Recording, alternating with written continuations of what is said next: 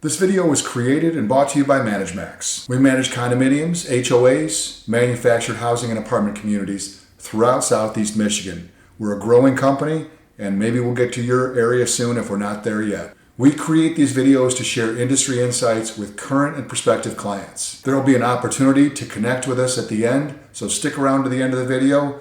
Now let's dive in. If a management company is willing to take on your community without really understanding what makes it unique, that should terrify you. Because unlike buying a car, this isn't a transaction that ends when you sign the contract. This is a relationship that can make or break your community, and most boards are focusing on all the wrong things during the selection process.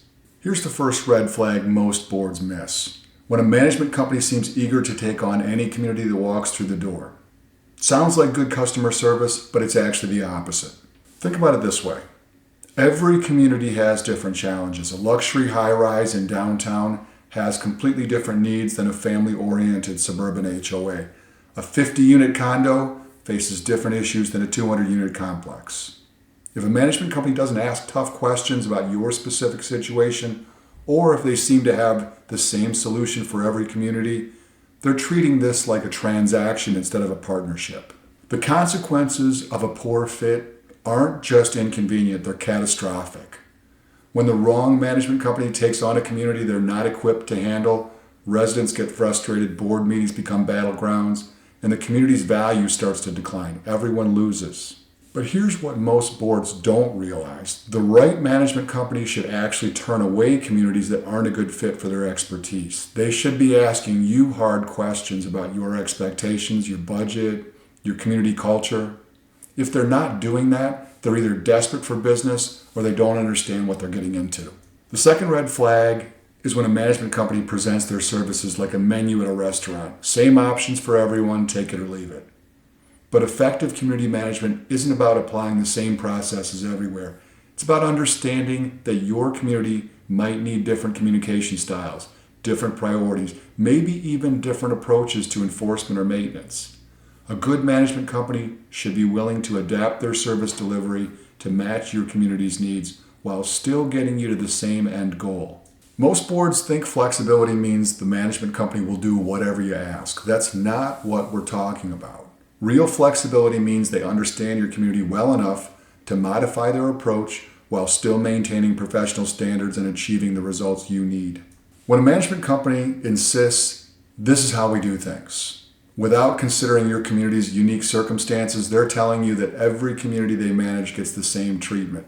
That might work for some communities, but probably not for yours. Here's the biggest red flag. When a management company spends more time talking about what they can do than asking about what you actually need.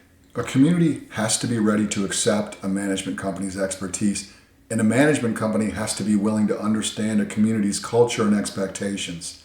This isn't about one side giving in to the other. It's about both sides being honest about whether they can work together effectively.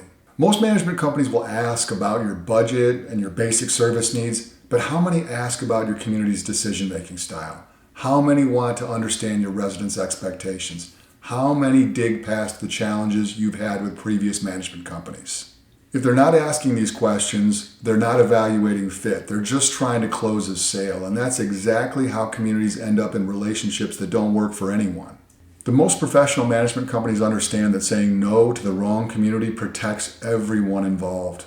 They'd rather work with fewer communities that are a good fit than take on every community that can pay their fees.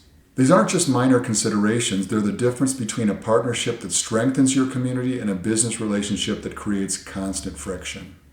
If you found this perspective valuable, we invite you to connect with us. Facebook viewers, like our page and follow us for regular updates. Feel free to message us directly with your questions or community challenges. Instagram viewers, hit follow and feel free to DM us with your questions or community challenges. YouTube viewers, subscribe to our channel and check out the video description for helpful links.